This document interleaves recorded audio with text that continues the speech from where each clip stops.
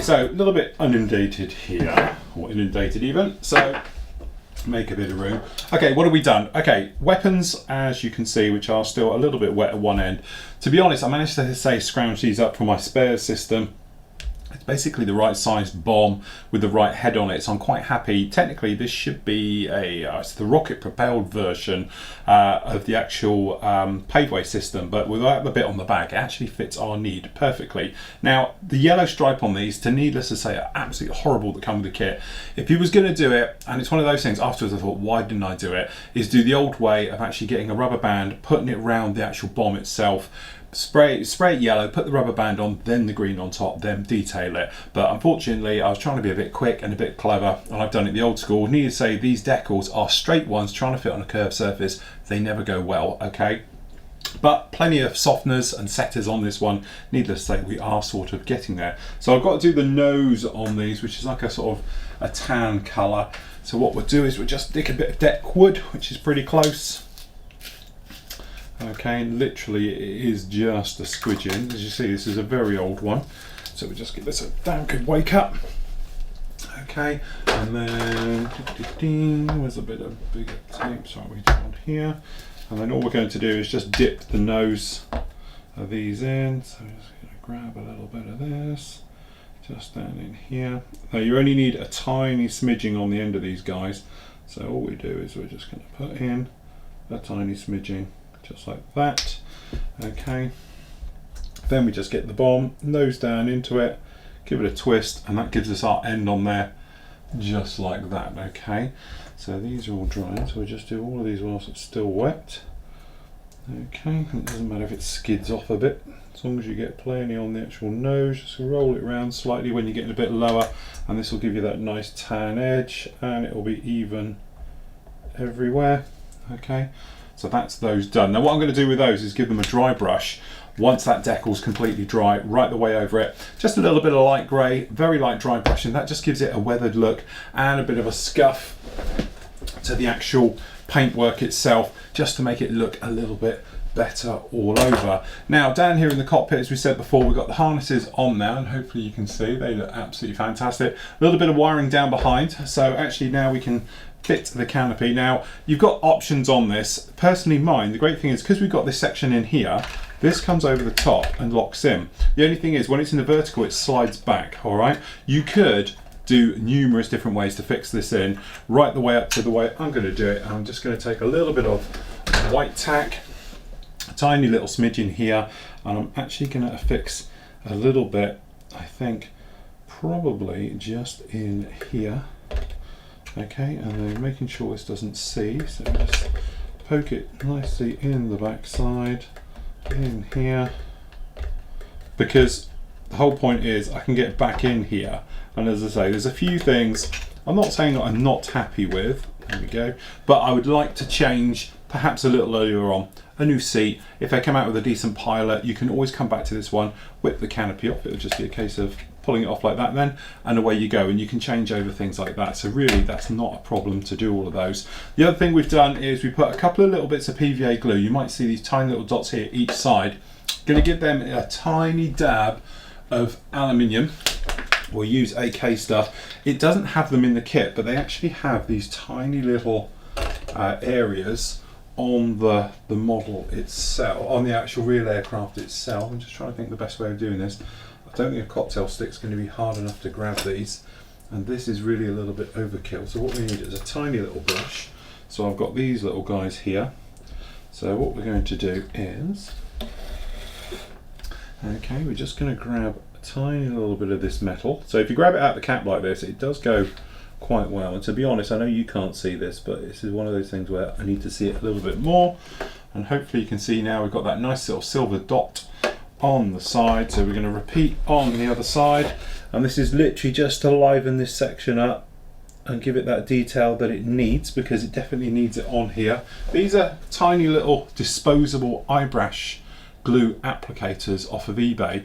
They are literally pence per 10, but if you buy them like in 100, things like that, I think they're like £3 for 100. Absolutely great for job size. You could clean them out or just bin them. Okay, They are very nice and cheap, but hopefully you can see now, you can see that on the top there, just adds that final level of detail into that one. So what really, we are almost there.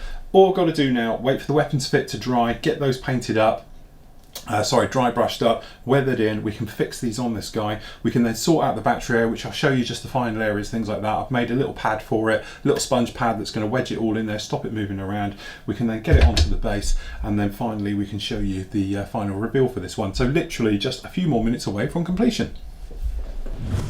Okay, so we are almost there. So literally, we'll start with what we've done with the plane. So we finished off obviously all the last bits and pieces all over this one. The canopy is still a soft fit, obviously dusting, getting inside, anything needs to happen can go in there. You might see down the front here we've packed this with foam, so actually what this means is we can just literally, I've got this on a twist, we've clamped down on the top one, so this one comes in this way, and then this will sit just down in here against the foam. Tuck the remaining cables in out the way. I've secured the board and everything else, so that just all sits down there like that very nicely, and then this bit will click on the top and then just push down on there just like that, so it's flashing away like a good one. So we've got obviously nav lights. I know it's not brilliant down here, see there, we've got the other one green looking really nice. We've got engine glow at the rear, so it'd say full on like that, but obviously you'd always do it off angle, and then obviously we've got the other one, and then underneath we have our flashy. All the small little parts now have been put on, all the aerials have been painting up, all the little areas, the silvers and everything else are all completely dry. So this gives us our completed Typhoon. It's a bit difficult, we just about get it all in here. Happy with how the weathering went. It's got that nice sort of used grime look. The time we spent doing those actual those joins and everything else really paid off, looking the part. I have to say I do prefer it in the black. I know some of you have mentioned you like the red. Personally I prefer the black, so that's why we've gone for that one. The laser guided bombs all on there, looking fantastic, and generally looking the part now. Really happy how this turned out. I must admit, in the early days I was thinking we made a mistake, we should have gone with a resin cockpit. I still stand by that. If you're doing it with anything but a pilot figure and closed up, put a resin cockpit into this one, because if you haven't got anything in there, it's just too basic and needs it. Now the big bit is over here.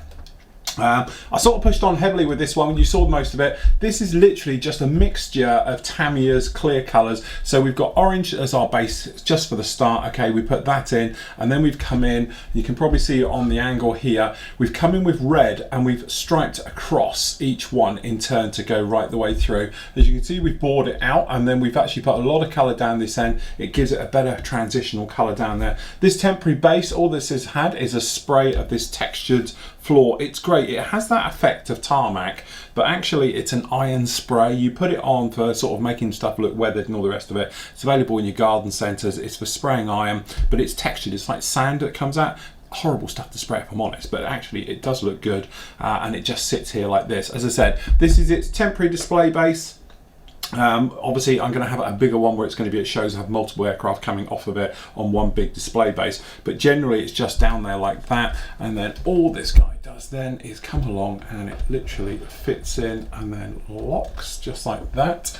Okay, let me just push that in just a little bit, and then that gives us our in-flight look, okay, to our aircraft. Now, we've said before, the great thing with this stand, I know you haven't got it all in, but you can slightly twist it to change the angle. So if we wanted it to make it look like it's doing a power climb, something else like that, we can do it that way. If we want to put it more on a knife edge, we can twist it around that way. That's because we've got these offset, so it allows it to move. If you had them perfect, it wouldn't go. Personally, that is my favorite angle. That's the one I like it to look at, because it doesn't matter from which angle you actually have it. It looks absolutely great and stunning, and I know you can't see all of that, but generally that's how it is. One other little thing it was mentioned to me, which is actually a nice look. This you could screw to your wall. Okay, so you can actually put this base, obviously not as heavy duty, but onto the wall, and that way you can actually put this on the wall. Actually, slightly on the twist there we go. And you can actually mount it on the wall in a position of flying out. It could be on the vertical, on the horizontal, on a knife edge, coming out of the wall, put to it, the base to it like that, which is something I haven't thought about before, but actually that's probably a good way to display it. That way you've sort of got the best of both worlds, you've got the in-flight look and absolutely everything else like that. So these are some photos that I took outside.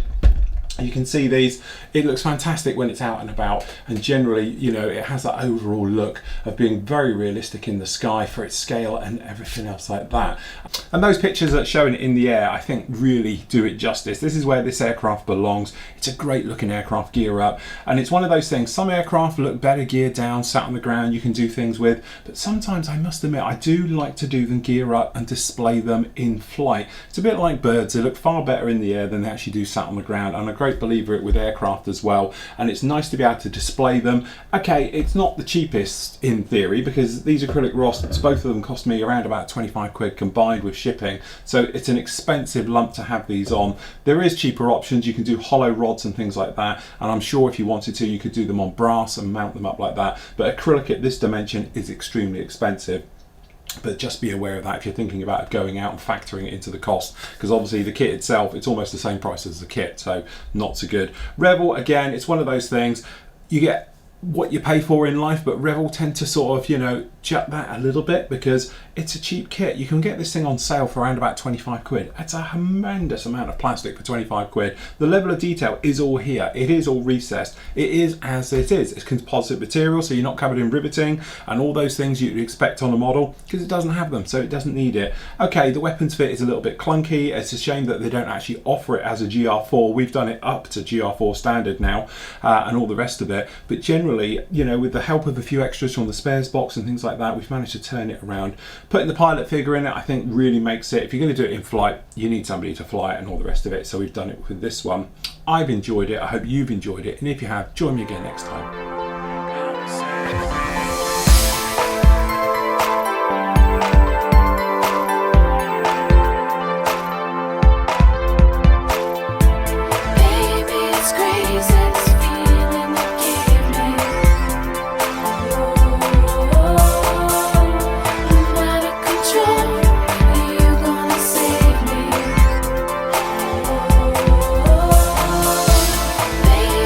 Crazy.